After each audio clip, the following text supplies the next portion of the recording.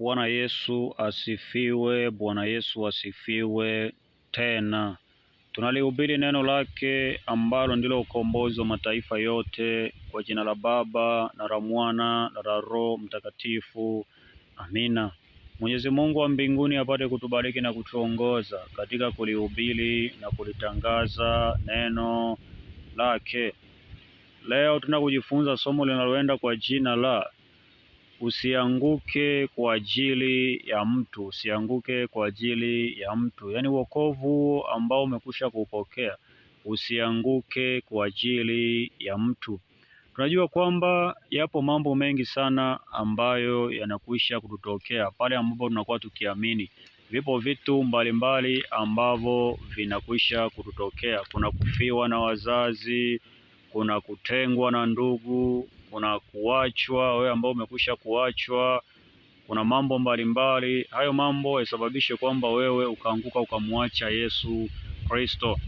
Wewe ambao umekwisha kufiwa na wazazi, kitabu cha Zaburi sura 68 mstari wa 5 kinasema kwamba baba wa yatima na muamuzi wa wajane, Mungu katika kao lake takatifu. Hivyo wewe ambao umekwisha kufiwa na wazazi, wewe ambao umekwisha kufiwa na mume, unakumbushwa kwamba Mwenyezi Mungu ndiye, kumbuka, ni mfariji wako. Hivyo basi usiweze kufa moyo wala usimwache Mungu kwa sababu ya kufiwa kwa mume au kufiwa kwa wazazi wako. Bado tumaini lipo. Kwa sababu gani? Hata wazazi wako nao wametokana na Mungu wa mbinguni.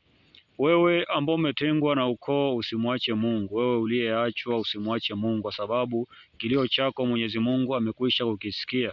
Kitabu cha Malaki sura ya 2 mstari wa 14 kinasema kwamba lakini ninyi mwasema ni kwa sababu gani?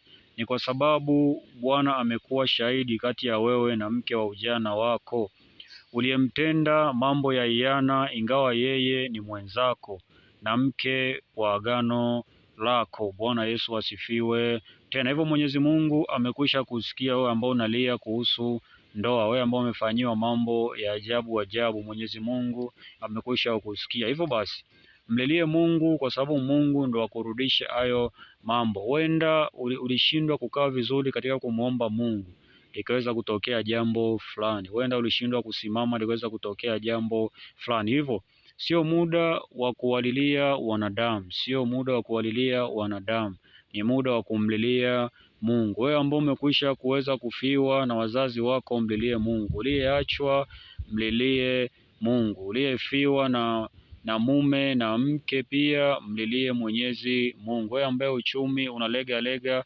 mlilie Mungu. Bwana Yesu asifiwe tena. Hivyo tumaini bado lipo. Tusiwalilie wanadamu, tusimlilie mwanadamu yoyote, bali tumlilie Mungu. Bwana Yesu asifiwe tena.